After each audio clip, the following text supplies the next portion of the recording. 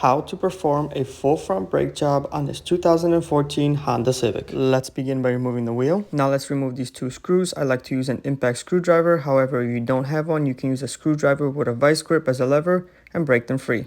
Turn the wheel out for an easier working angle and remove the two 12mm bolts. Remove the caliper and use a brake hook or some zip ties to keep the caliper out of the way. Remove the springs and the two brake pads. Yeah, these are pretty low.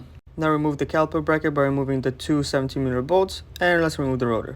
Remove the hardware from the bracket and use a wire brush to clean out the guides. These brake pads come with new hardware, so we're going to install them by simply pressing them down. Before you install the brake caliper bracket, make sure to clean and re-lube the caliper pins. Clean the wheel hub with a wire wheel or a wire brush. New rotors are covered in oil to prevent rust when they're being stored, so make sure to use a brake cleaner and clean it all off. Install the rotor and the two screws. This will help the rotor stay in place when you're installing the caliper bracket.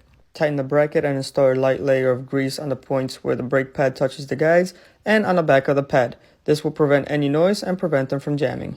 Don't forget to install these two springs. I'm using a ratcheting piston retractor to push the piston back in. However, before I push it back in, I like to loosen the bleeder plug, apply a hose, and then retract the piston back. This prevents the dirty fluid from going back into the reservoir.